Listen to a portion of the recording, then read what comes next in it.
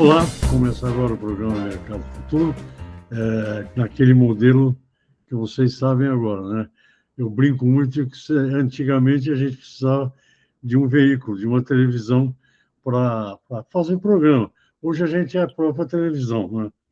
Eu brinco aqui, que já tem uma questão para o meu entrevistado que é ótima. Por exemplo, quando eu fazia o programa com ele no estúdio, eu tinha um diretor de TV do outro lado, eu tinha um câmera, eu tinha o cara do áudio, enfim, eu tinha todo mundo. Hoje sou eu. Eu que cuido da câmera, eu que cuido da luz, eu que cuido. Isso já é mudança no mundo. Bom, mas isso aí não tem importância. O meu entrevistado de hoje é o José Roberto Mendonça de Barros. José Roberto Mendonça de Barros é o CEO da MB Associados, vocês conhecem muito bem. Ele é economista, é formado, acho que é formado na USP, o doutorado eu vi que é na USP. E ele foi pós-doutor pela Universidade de Yale, em Connecticut. Connecticut está passando por cima de mim. Ele foi secretário de Política Econômica do Ministério da Fazenda entre 95 e 98, secretário executivo da Câmara de Comércio Exterior, acho que é a CASEX de hoje. Enfim, entrevistar o professor José Roberto, ou Mendonça de Barros, ou Beto, como é para os amigos, não é uma entrevista, é um privilégio meu e de vocês. Então, eu vou começar agradecendo, em primeiro lugar, ao José Roberto, e dizendo para ele o seguinte: eu acho o empresário brasileiro um homem muito corajoso. O empresário rural brasileiro, eu acho louco. O cara que joga semente no chão, enterra e acha que vai chover na hora certa, fazer sol na hora certa, é louco. Zé, muito obrigado mais uma vez. Vamos falar um pouco do agro, um pouco de economia. O agro brasileiro vai muito bem, obrigado, né? Eu acho, tá, no geral, vai muito bem. Mas, antes de tudo, Resto, é um prazer falar com você. Gosto muito do trabalho que você faz. E já nos falamos há muitos anos, e é sempre agradável. Mas, voltando, eu acho que o agronegócio vai muito bem, de um ponto de vista, se olharmos para trás, o desempenho é absolutamente notável, né? Só para dar um dado, né? Em 2020, que não está tão longe, né? Os Estados Unidos exportavam muito mais que o Brasil, e o ano passado foi pau a pau, né? Então, nós já nos transformamos no maior player do mercado oceânico, né? Naquele que abastece os outros mercados. Uhum. Se olharmos para frente, especialmente depois dessa situação de guerra, eu quero conversar com você um pouco, eu acho que só vai reforçar essa percepção. Entretanto, no curto prazo, neste período, neste ano passado, você sabe bem, já falou mais de uma vez, em vista do seu próprio sucesso e em vista das taxas de juros extraordinariamente altas do Brasil, o agronegócio está vivendo algo que para ele é novo, que é um aperto generalizado nas margens e um aperto na situação financeira. Por que eu digo que isso, antes de tudo, é o resultado de um sucesso? Porque nós tivemos, no início dos anos 20, 3 safras sucessivas muito boas, que aí, em que pesa a loucura que você mencionou, Deus respondeu mandando chuva tudo na hora certa. Tivemos 3 safras excepcionais com resultados bastante bons. Né? Isso entusiasmou o pessoal. Nesse sentido, o agricultor é louco mesmo, porque ele está sempre olhando para frente, né? Que alavancou um pouco mais para continuar expandindo a capacidade de produção. Né? E aí vem uma trombada da taxa de juros, que lá atrás parece um outro mundo, mas a Selic chegou a ser 2%, né? E até tudo que ela avançou até os 14,75%, agora que deu a primeira baixada. Isso pegou um pouco o setor no contrapé. Ajudou também o fato de uma mudança regulatória, afetou muito o Banco do Brasil, especialmente, que é o grande banco financiador do agronegócio. Então, para muita gente pode soar estranho essa avaliação nossa de que vai muito bem, quando o cidadão está lidando com um fluxo de caixa bem atrapalhado. né? Mas é um pouco do resultado do próprio sucesso. Não quero diminuir as dificuldades de quem está passando hoje, mas elas passarão, e eu não tenho dúvida que esses eventos recentes, inclusive, ajudarão a que isso aconteça. Mas eu acho que sim, eu acho que o reconhecimento que nós temos hoje, inclusive com a bruta crise que a agricultura americana está passando, né? E o fato da guerra coloca o agronegócio brasileiro como, primeiro, um fornecedor competente, segundo, um fornecedor muito confiável, que tem, adicionalmente, a felicidade de não estar na chamada zona do agrião, né? No meio da confusão, das grandes confusões aí da guerra e da geopolítica. Teve uma ameaça aqui na Venezuela, mas não se confirmou, né? Não se confirmou, exatamente. E, ao mesmo tempo, ele é parte integral de uma observação que eu gostaria de fazer, que é, por conta da guerra, o país que acaba estando mais ajustado para passar bem por esse período é o Brasil. Por quê? Esta guerra já se transformou num choque de energia. Nós, no dia que estamos falando, não sabemos quanto tempo ela vai continuar. Nós estamos no comecinho de abril, quinta semana da guerra, ninguém sabe até onde vai. Mas mesmo que ela acabe, digamos, em 3 semanas, complete 2 meses de hostilidades, já tem o maior choque do petróleo que o mundo tem experiência, que é esse de hoje, quando comparado ao fim dos anos 80 e ao primeirão no comecinho dos anos 70. Né? O choque do petróleo, né, ele pega os importadores fragilizados, o resultado na Ásia, o resultado na Europa, e está pegando, por outras razões, até os Estados Unidos, que estão muito enfraquecidos com essa situação inusitada. E o Brasil é o único país do mundo que está um produtor relevante de petróleo. Essa produção tende a subir pelo menos até 2030 e é um grande produtor de energia alternativa, sejam combustíveis, e aí o biodiesel, o etanol, evidentemente, e agora o etanol de milho, né, que reforça ainda mais, né, é um produtor de energia elétrica sustentável, eólica, solar, e está em pleno caminho de avançar nessa área com novos energéticos, aquilo que vem, por exemplo, do metano obtido na biodigestão, né? E aí você entra numa cadeia de combustíveis verdes. Olhado desta forma, e estando fora da zona de conflito e, ao mesmo tempo, tendo condições de produzir ainda mais, né, leva a que os observadores dos mercados financeiros globais digam o seguinte: este é um país que está bem posicionado para essa situação difícil. Aonde que isso aparece? No fato de que a taxa de câmbio, a taxa do real versus dólar, está se mantendo aí na faixa dos 5,20 e não está mostrando uma enorme desvalorização, que é sinal de fragilização, né? Como é país da Europa, da Europa e da Ásia. Então, eu acho que a gente pode dizer hoje que nós estamos no sucesso no passado e no mundo que está testando duramente os países, no que tange ao agronegócio, a visão do resto do mundo correta é que nós temos o sistema mais forte para enfrentar essa situação. É uma boa notícia. Eu estava lembrando, ouvindo você falar, eu estava lembrando de duas coisas.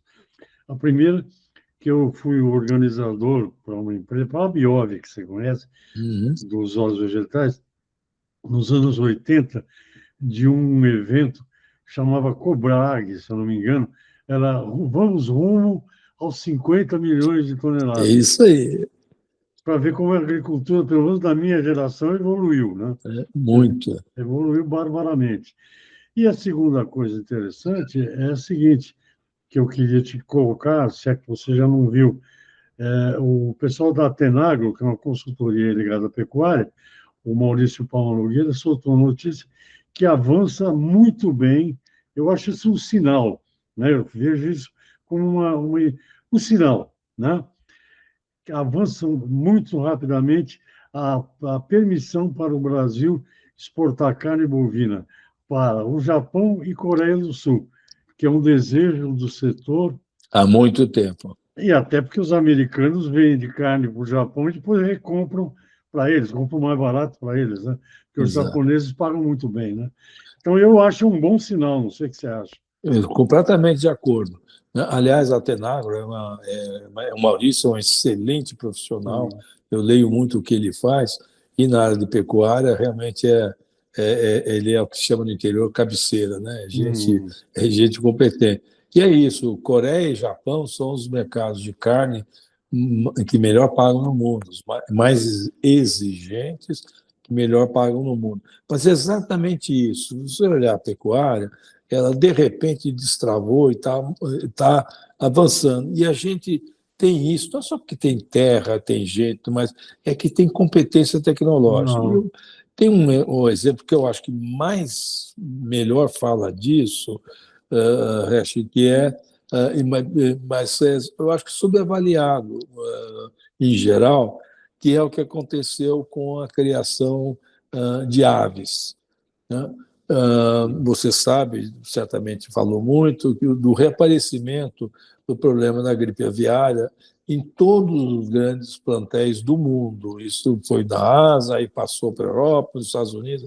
O único país do mundo relevante na produção de aves que não teve nenhum problema de gripe aviária é o Brasil. E não é que não tem o risco disso, porque as aves migratórias todos os anos trazem isso daí. Não teve por quê? Porque tem um sistema de defesa, que é um joint venture público-privado, hum, sanitária, muito competente, né? E aquele caso isolado que apareceu lá no Rio Grande do Sul se mostrou exatamente o que era, um caso isolado, isolado. né? E levou preventivamente uma suspensão. Mas o que acontece? E isso eu acho que é uma coisa que os agricultores brasileiros também estão de parabéns, porque não é que nós somos confiáveis como produtores porque estamos fora de zona de conflito. Nós somos confiáveis produtores porque nós sabemos produzir com competência e Uhum. atendendo à qualidade e sendo capaz, apesar de estar sempre faltando armazém, logística, e isso envolve recursos, mas isso está acontecendo porque nós não paramos de crescer. Dos seus 50 milhões de toneladas de grãos, que eu me lembro muito bem, olha onde que nós chegamos aqui, em poucos anos, né? Uhum. Então, eu acho que já está se consolidando e esse episódio da guerra só vai ser mais um elemento, dizer, olha, aquele povo ali, né, eles são os maiores ofertantes no mercado oceânico. Se olhar de hoje para 2035, eles continuarão a aumentar a produção, estão em todas as frentes, todas as áreas, e pode fazer negócio com eles que o produto é bom, chega adequadamente. Claro que tem ciclos, nós falamos do aperto de caixa dos produtos de grãos, especialmente, não são os únicos, né? Mas isso é do mundo, isso é assim mesmo. Mas se olhar no conjunto, uma visão de conjunto, é excepcional. E é mesmo o que mais dá certo, porque aumenta, é uma combinação rara, né, de recursos naturais, em geral favoráveis, talentos humanos desenvolvidos a partir de pesquisa, educação, etc., e uma persistente melhoria tecnológica. Com uma característica que eu queria chamar a atenção, que essa eu não tenho dúvida que é subestimada, né? Que é o seguinte: O desenvolvimento tecnológico do agronegócio brasileiro ele virou endógeno, isto é, ele faz parte do sistema. Na indústria em geral, por exemplo, mesmo algumas atividades de serviço, ele, se não tiver um choque, alguma coisa que venha de fora, não muda a tecnologia. A produtividade continua. Na agricultura, no agronegócio, ele não para de acontecer. Por quê? Porque você junta exatamente essa disponibilidade adequada de recursos naturais, gente muito competente. É a única agricultura do mundo que é tocada por gente jovem. As outras grandes agriculturas são só veteranos como nós, e que não se sabe qual será o futuro disso. Aqui é gente jovem com aquela garra, o gás de gente jovem, né? E, ao mesmo tempo, uma interação entre o sistema produtivo e o sistema de pesquisas online, né? É sistemático. Né? Então, aparece um pepino, uma praga, um negócio assim, imediatamente você tem um conjunto de instituições públicas e privadas buscando responder, acaba respondendo e esse negócio vai andando, né? Cujo resultado é um aumento significativo de produtividade. Somado às coisas que nós desenvolvemos aqui, de ser a grande agricultura do mundo que tem pelo menos 2 safras, ninguém no mundo mais tem isso em escala, né? Só nós é que temos. E o aumento de produtividade dá essa potência que realmente é cada vez mais reconhecida. E, finalmente, até por ser grande, não foi um grande plano, o fato é o seguinte, também nos defende vender muitos produtos para muitos países. É a teoria do portfólio. Quanto mais diversificado, você leva eventualmente uma pancada num lugar, no outro, o conjunto se reorganiza. Para não falar só do agronegócio, o que aconteceu com o tarifaço do Trump. O Brasil teve um tarifaço que foi o pior de todos, por uns tempos, a nossa tarifa média foi a pior, nem coçou. O resultado geral, que é muito influenciado pelas commodities, do setor externo brasileiro foi tão bom quanto o anterior. Não fez diferença, exceto algumas empresas que, de fato, foram afetadas, calçados, móveis, algumas coisas. Mas, do ponto de vista macro, e, em particular, no setor agropecuário, nem coçou. Duas coisas eu queria falar, eu vou pedir um intervalinho rápido. A primeira é o seguinte, eu tive a oportunidade, eu fui numa excursão, digamos assim, uma visita, né? Teve aqui no Brasil uma época, um cara que falando português, claro, era uma casca, o senhor Pascal Lamy. Ele foi conhecer uma granja para ver se tinha esses cuidados e tal. Aí chegamos no ônibus, eu estava no mesmo ônibus que ele, chegou num bosque enorme, aqui em Santa Catarina, um bosque gigantesco, o ônibus parou, o cara falou, olha, ali atrás dessas árvores está a granja das matrizes e tal. Pascal lá me falou assim, é isso que eu ouvi, o cara falou, porque a gente tem cuidados sanitários. E ele engoliu quieto, sem água. Mas há muito tempo que o cuidado sanitário é levado a sério há muito tempo. Agora estão colhendo resultado, agora está nadando de braçada, né? Exatamente. Mas o trabalho é de longo tempo. De longo prazo, e cujo resultado final é que nós produzimos muitas coisas com boa qualidade, e isso que faz esse sucesso. Então, vamos a um pequeno intervalo. Vamos sim. Eu queria só te falar um negócio, baseado no que você disse, desses acertos da agricultura brasileira. Saiu recentemente, a Embrapa está envolvida nisso, um negócio chamado Radar AgTech 2026. Não sei se você conhece. O Brasil tem 2.075 startups para o setor agro, das quais quase 900, 875, não sei o número assim tão exato, são da porteira para dentro. É um número espetacular, né? Não, é fantástico. É isso mesmo. É um bom indicador, é excelente isso aí, é um dos melhores indicadores possíveis. A molecada está Não, é um dinamismo, é uma coisa, né? E exatamente porque os jovens se dispõem aí para a agricultura, sejam herdeiros que vão estudar e voltam, ou sejam novos formandos, né? Isso é um indicador de entusiasmo e de dinamismo. Então, tá bom. Eu converso com o Zé Roberto Mendonça de Barros, vamos a um pequeno intervalo. Ele é o CEO da MB Associados. Nós já voltamos, tá bom? Até já.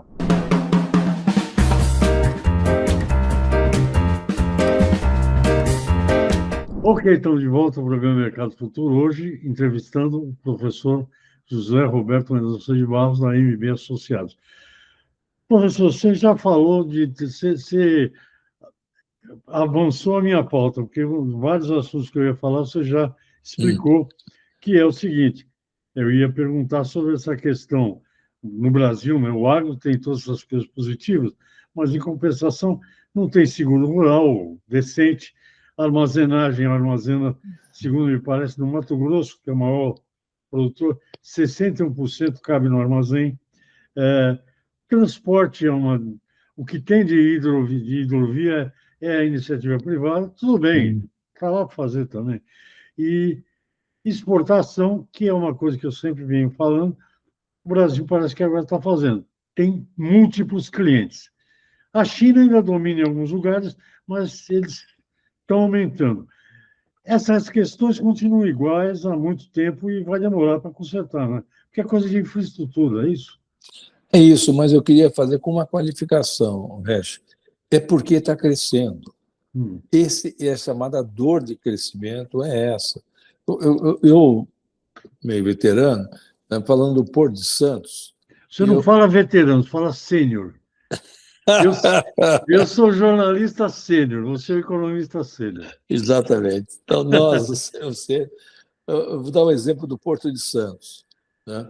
Quando o Porto de Santos atingiu 50 milhões de toneladas, movimento nas duas pontas, importação e exportação, a manchete está no limite, tem problema. Aí ele foi para 100, ele foi para 120, ele foi para 100.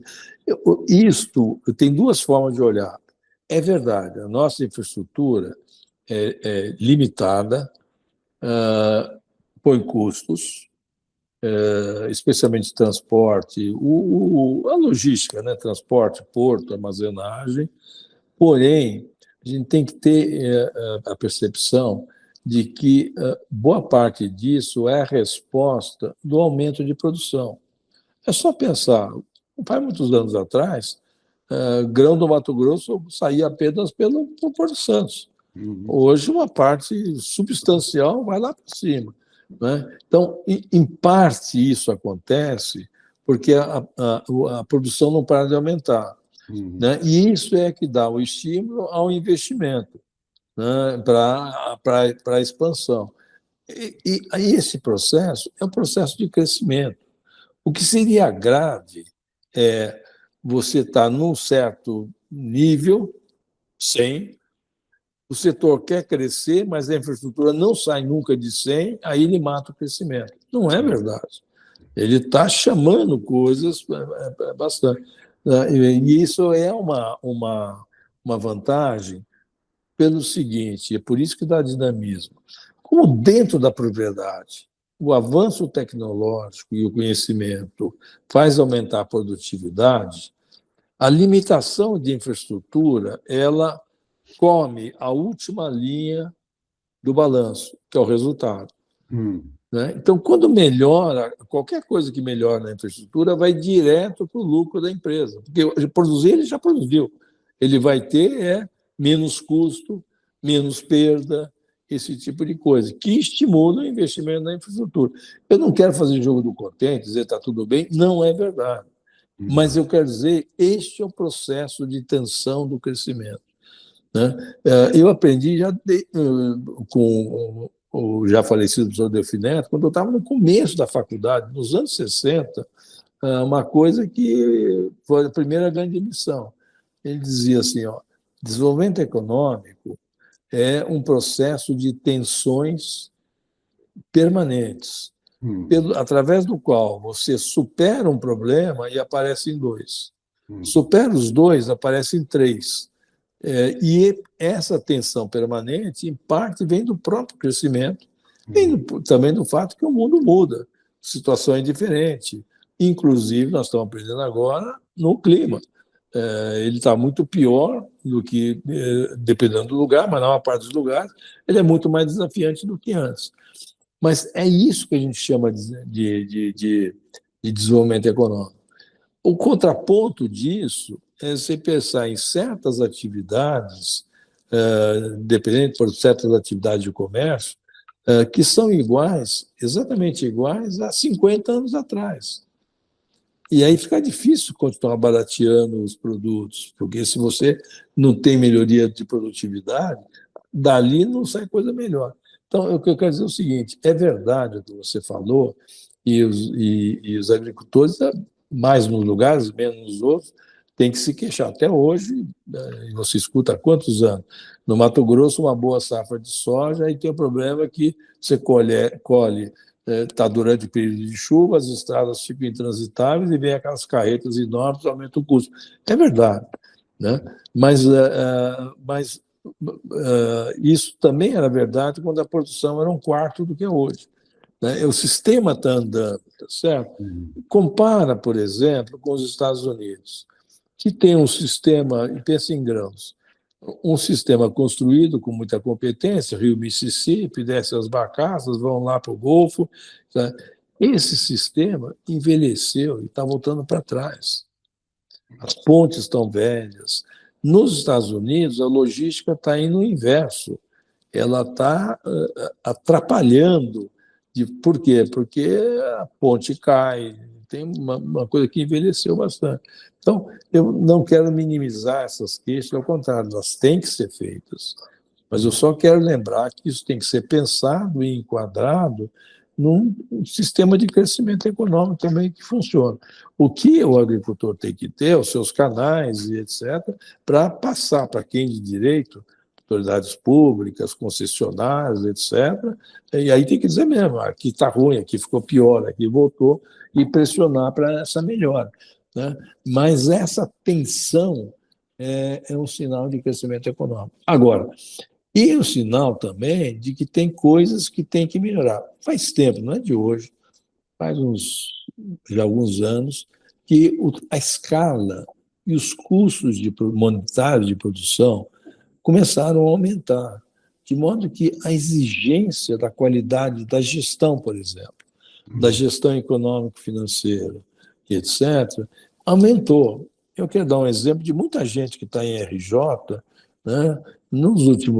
Nesse período bom, muita gente, para crescer mais rápido, usou o sistema de arrendamento. Você arrenda a terra, né? Compra o maquinário, vai lá plantar e vai aumentando, sem dar atenção que uma coisa é fazer isso com Selic a 2%, outra coisa é fazer isso com Selic a 15%. Tem muita gente que está quebrando agora porque quis crescer rápido demais, sem atentar, não foi nessa coisa. Às vezes, quem salva o agricultor é o filho, a filha que foi estudar, aprendeu que tem um sistema e traz para a propriedade esse sistema. Tem muita gente que não tem isso daí, que acaba fazendo controles financeiros, gestão financeira, não faz rede, toma com um país com juro real positivo muito grande, tem modelos de negócio que não param em pé. É muito difícil você pagar caro por um arrendamento e, quando está animado, o mercado vai para 25, 30, aconteceu na cana, aconteceu na soja, sem se dar conta que a exigência de capital de giro vai junto. Outra coisa, acho que eu vejo, quando eu tomei conta, como você sabe, eu tomei conta de uma fazenda de café de 64 a 84, enquanto era economista, enquanto trabalhava, mas tomava conta daquilo. E aí eu vi uma coisa que, a primeira vez que eu vi, eu me surpreendi muito. O café ia bem, o cara comprava o vizinho. Se ele ia bem de novo, ele comprava o outro vizinho. Aí um dia dava uma geada e ele quebrava. Eu vejo isso se repetir com uma certa frequência. Dá um ano bem, um outro ano bem, o Estadão, o que ele faz? Ao invés de guardar as proporções de capital de giro, volume de empréstimo, numa coisa cautelosa, o cara usa o capital de giro para comprar o vizinho, para comprar mais máquina, está sempre aqui, qualquer balançada no barco, com juro real de 10%, né, não dá para balançar. Se balançar, quebra mesmo. Então, a qualidade da gestão, porque eu vejo ao mesmo tempo, e você vê também, gente que tem uma gestão sofisticada de qualidade, muito bem, obrigado, e aumentando a produção. Então, conforme vai crescendo, tem outras exigências, outras coisas, e o hedge financeiro é um exemplo, saber operar em mercado futuro, sem que seja uma brincadeira de especulação, né? E tem períodos piores mesmo.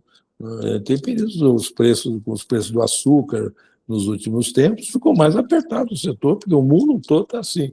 Mas isso chama-se capitalismo. Tem ciclos, tem melhores e piores. Então, o bom produtor tem que estar preparado para essas coisas, né? E o mundo vai mudando, vai ficando, tem que estar atualizando. Então, muitas vezes, o que você tem certeza que vê, mas o que eu vejo, que as dificuldades não estão na produção, que o cidadão sabe fazer bem, estão na gestão dos seus diversos aspectos. Mas só que no mundo, isso eu vou dizer, o país aqui é uma maravilha, mas com taxa real de juros de 10%, tem que tomar, não adianta só reclamar do Banco Central, do governo, certo? Tem que ter uma gestão que leve isso em consideração. Eu vejo que muitos agricultores não levam isso em consideração. Acham que é como se que, de alguma forma, o governo fosse resolver isso. Não irá fazer. Né? Então, por isso que tem muita gente que tem. Então, não estou negando que existam problemas. Ou, ao contrário, existem muitos problemas. E existem problemas novos. Eu vou falar aquecimento global. Nunca foi tão óbvio como ele é importante. Isso não tinha 20, 30 anos atrás.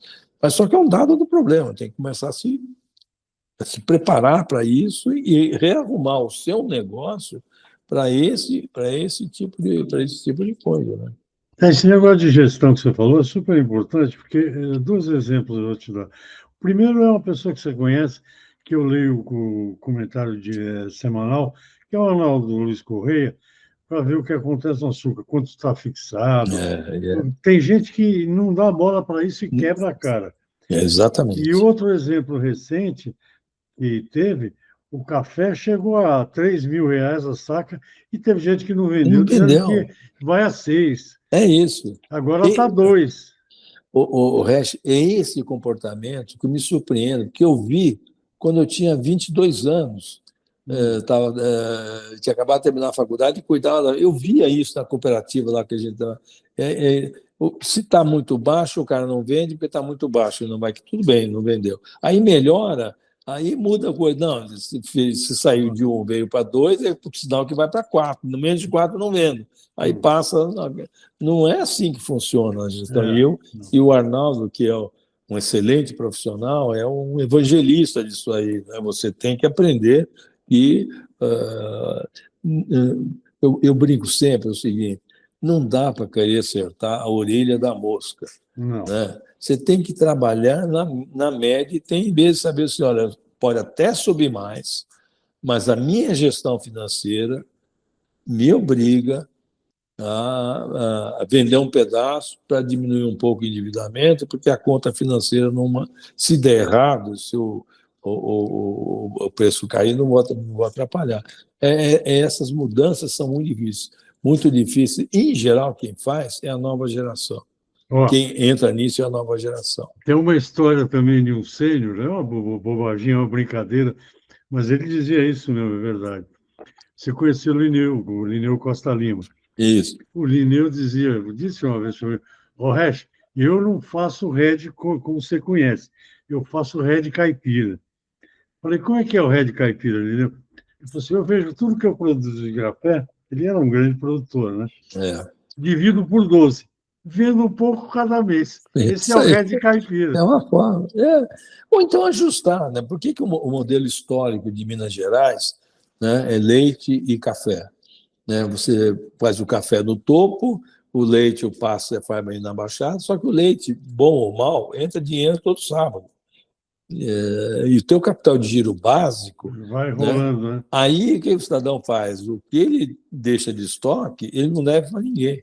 Você pode até dizer que ele poderia otimizar isso, coisas assim, mas o fato é que é esse equilíbrio natural, que é uma sabedoria tradicional, que muita gente fez, e a gente tem que tomar um pouco de cuidado com essa questão e também não dá, por outro lado, né, de você querer fazer a gestão financeira com a cabeça de um garoto do mercado financeiro, que é aquele que só trabalha na planilha, né? E também não dá certo. Você vê um exemplo desse que está dando o que falar, né? Você tem, nos últimos 8 anos, uma coisa de consolidação dos distribuidores de insumos agrícolas em várias companhias maiores. Qual é a lógica disso? Alguém no mercado financeiro diz assim: olha, eu tenho aqui o seu José na cidade tal, e eu tenho o seu Manuel na cidade tal. Se eu juntar os dois, vai ter uma economia de custo fixo, etc, etc. E essa é sempre a lógica da chamada consolidação. E isso foi feito muito rapidamente em 4 empresas, 5 empresas, né? Sem atentar que a taxa de juros, de repente, começou a subir e aí não dá retorno. O resultado que nós temos são essas RJs grandonas, né? Coisa grande. Quer dizer, uma consolidação que no papel era perfeita, mas quem fez isso não lembrou que no Brasil, e nesse sentido nós somos mais difícil que no resto do mundo, um país não plenamente desenvolvido, com um problema fiscal gigantesco, a taxa de juros ela é muito alta. E dependendo do que você fizer de consolidação, né, você não aguenta pagar o custo do dinheiro. E aí o projeto que parecia bom vira como acabou virando. Como dizia o nosso amigo José Serra, o senador, taxa Selic a 15% é bom para rentista, né? Pois é, mas é... Bom, nós vamos para um intervalinho e depois vamos para a parte final do programa, tá? Okay. Eu quero saber, eu vou adiantar aqui algumas coisas. Eu quero saber, porque ele não me contou a história inteira, eu quero saber por que o Pedro Camargo Neto disse que a Lei Candir devia chamar a Lei Mendonça de Barros. Eu não sei. E a outra coisa é a pergunta do nosso colega, que vai ser agora na outra parte do programa. Eu converso com o Zé Roberto Mendonça de Barros, voltamos já já.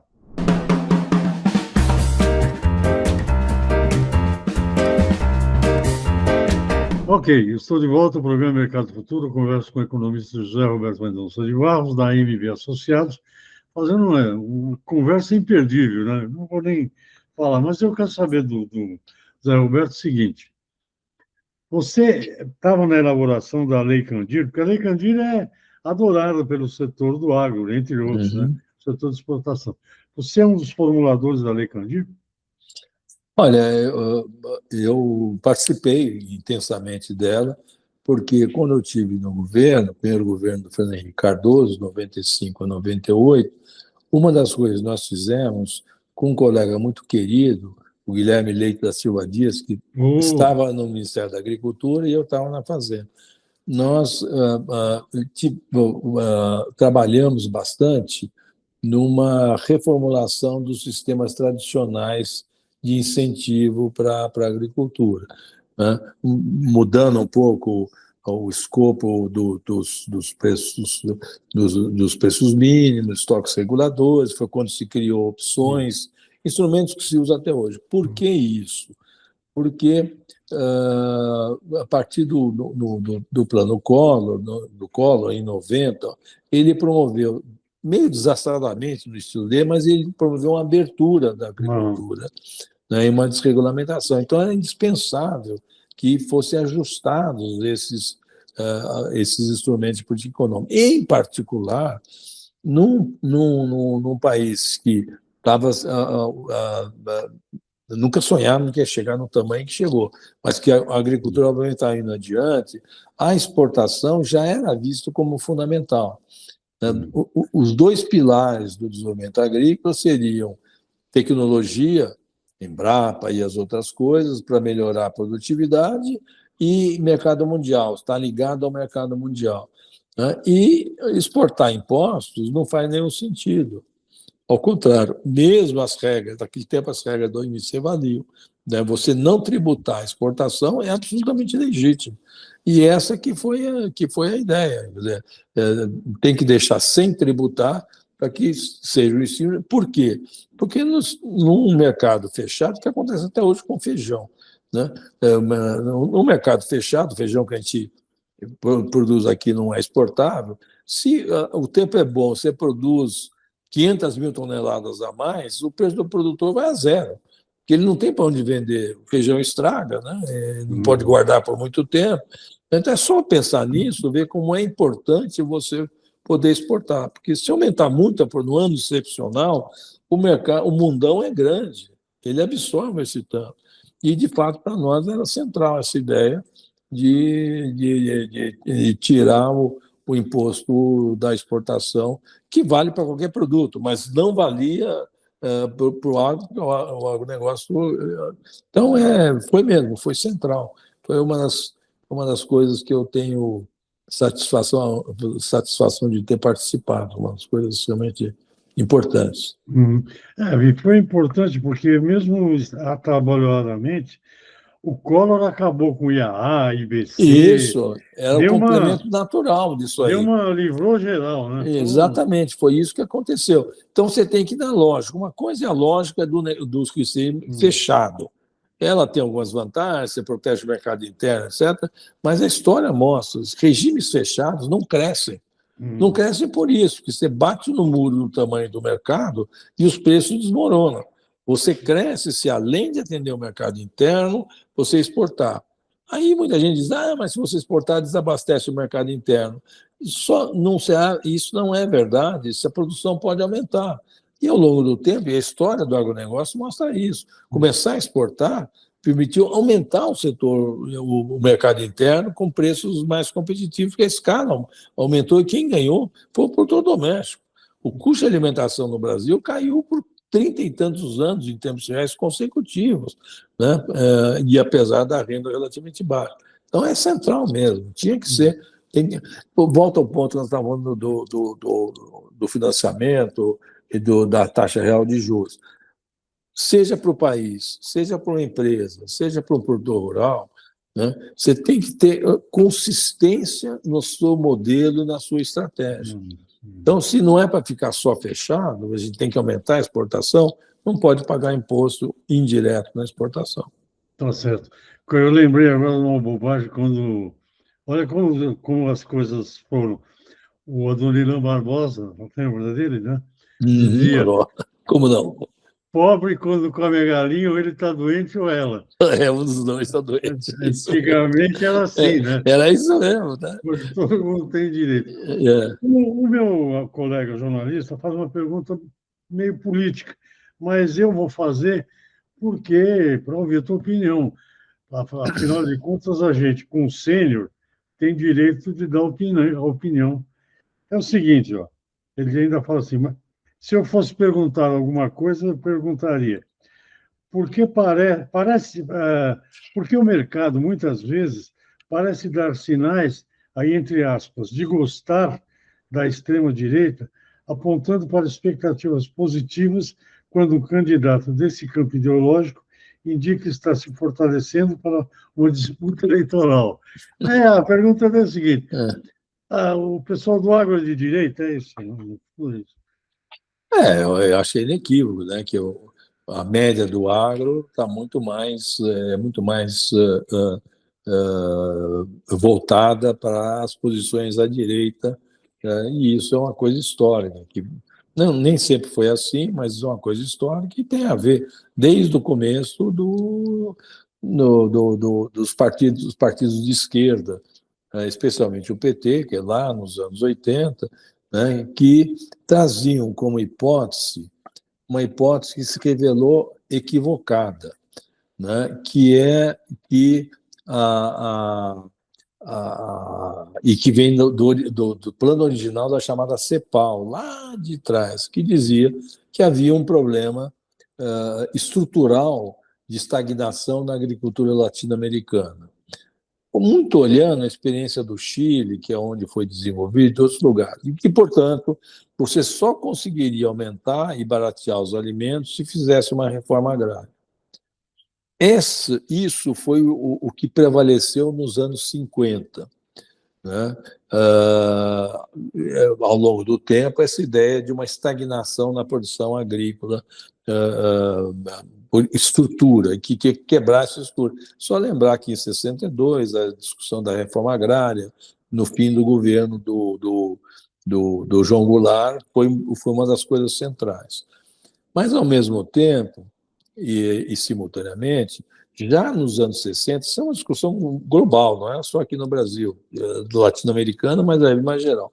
Começou a existir trabalhos que mostravam que, ao contrário, que a agricultura, mesmo com agricultores pobres, ela respondia aos estímulos de preços. Isto é, se os preços subissem, eles iam produzir mais com o que tinham, por esse lado, e que, portanto, a reforma agrária, quebrar a estrutura da propriedade, não era pré-condição para o desenvolvimento econômico. Isso apareceu em muitos trabalhos, foi aplicado ao Brasil, né? Quem primeiro que fez isso foi muito conhecido, você conhece o professor Afonso Celso Pastore, lá nos anos 60, com o qual eu trabalhei, né? E foi se desenvolvendo uma visão alternativa, né, que é o seguinte: o setor agrícola tem toda a capacidade de crescer a produção e a questão de reforma agrária não é uma pré-condição para crescer. E aí se consolidou uma ideia realmente de conceitos diferentes. Desde o início da criação do PT, ele comprou essa ideia da reforma agrária e foi até morrer nos últimos anos, agora ela desapareceu.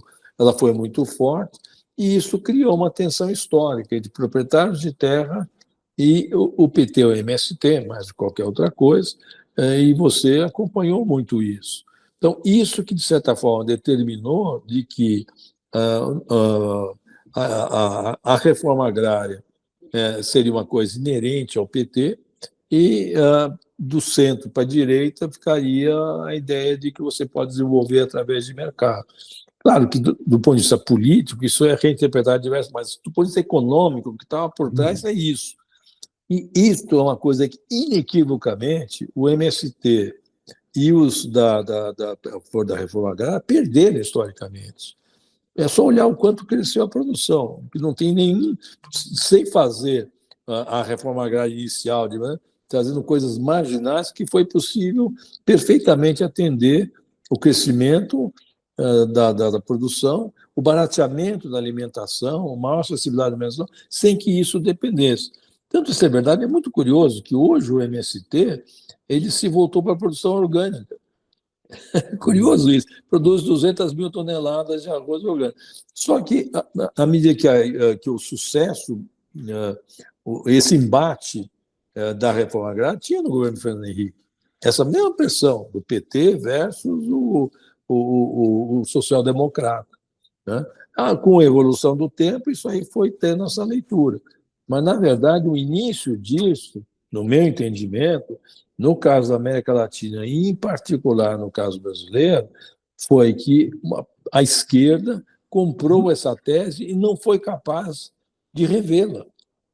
Ele não foi capaz de, à medida que mudou, uma parte acabou imigrando para a discussão de meio ambiente, sustentabilidade, etc.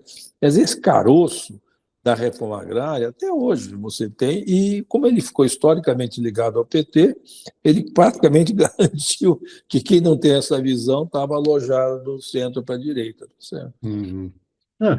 Não, o Brasil ainda tem questões complicadíssimas. Ainda se questiona o direito à propriedade privada, quer dizer, exatamente. Não está definido ainda. Agora, a reforma agrária é uma coisa que está morto, enterrado, é histórica, ficou lá para trás, é para historiador. Né? Mas só que deixou, né? Porque você ainda tem volta e meia, o abril vermelho, não sei o que lá, e aí entra na política, você ajudou a ideia da polarização. Eu li outro dia, não sei se é verdade, eu vou falar, se não for, ele vai me processar. Diz que o ex-diretor da FAO brasileiro, lá, agora me fugiu o nome dele, disse que aquela história de que os pequenos agricultores eram responsáveis por 70% dos alimentos produzidos no Brasil, que é uma mentira que ele inventou. Não sei se é verdade, eu li isso em algum lugar. Bom, mas enfim, isso não tem importância. Doutor, quer dizer, eu continuaria conversando, mas o nosso tempo aqui está meio estourado. Eu quero te agradecer muito, foi um Imagina. prazer enorme revê-lo e conversar com você. Sênior como eu, mas você continua afiadíssimo.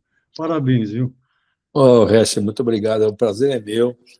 Espero que os que vão nos ver e ouvir apreciem essa conversa. Eu, pessoalmente, gostei demais de conversar com você, porque é uma coisa que eu faço há muitos anos e é sempre atual, e você é sempre muito instigante, está muito em cima dos acontecimentos. Vamos fazer de novo mais para frente. Gente, é isso. Entrevista com o José Roberto Mendonça de Barros. Ele é CEO da MB Associados, já foi do governo, enfim, tem experiência, uma larga experiência, e o programa, eu acredito, como, se não o melhor, um dos melhores que eu já fiz. Muito obrigado a você e até o próximo. Tchau, tchau.